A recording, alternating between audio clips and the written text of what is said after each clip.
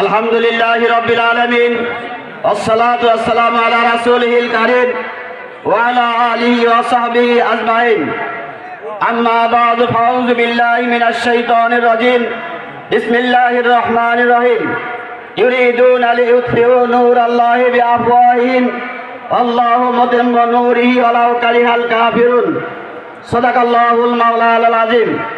বাংলাদেশ জামাত ইসলামী গাইবান্ধা জেলা শাখা কর্তৃক আয়োজিত আজকের বিশাল ঐতিহাসিক কর্মী সম্মেলনের সম্মানিত সভাপতি বাংলাদেশ জামাত ইসলামী গাইবান্ধা জেলা শাখার সংগ্রামী আমির জননেতা জনাব আব্দুল করিম, আজকের সম্মেলনের পরিচালক গাইবান্ধা জেলা শাখার সংগ্রামী সেক্রেটারি হযরত মাওলানা জহুরুল হক, আজকের সম্মেলনের প্রধান আকর্ষণ, প্রধান অতিথি, জননন্দিত নেতা, জাতির আশার প্রত্যাশার প্রতীক কেন্দ্রীয় আমিরে জামাত ডাক্তার শফিকুর রহমান, উপস্থিত কেন্দ্রীয় নেতৃবৃন্দ, জেলা ও উপজেলা নেতৃবৃন্দ, আমার সামনে উপস্থিত গাইবান্ধাবাসী, আসসালামু আলাইকুম ওয়া রাহমাতুল্লাহি ওয়া বারাকাতুহু।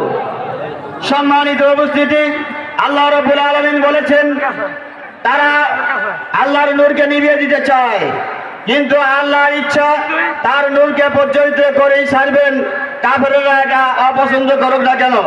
সম্মানিত উপস্থিতি, প্রায় 15.5 বছর শেখ হাসিনা তথা আওয়ামী লীগ সরকার, স্বৈরাচারী সরকার বাংলাদেশ জামাত ইসলামী এবং ইসলামী ছাত্র শিবিরকে এই বাংলার জমিন থেকে মুছে ফেলার জন্য সর্বশক্তি নিয়োগ করেছিল।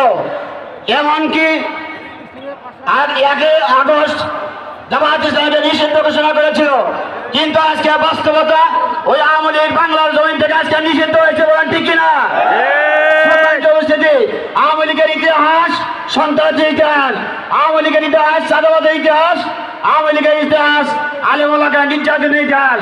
সুতরাং আসুন আমরা জাতিকে ঐক্যবদ্ধ করে জামাত ইসলামী পতাকা ধরে সংগঠিত করে আগামী দিনে কোরআনের রাজ কায়েম করবো ইনশাআল্লাহ।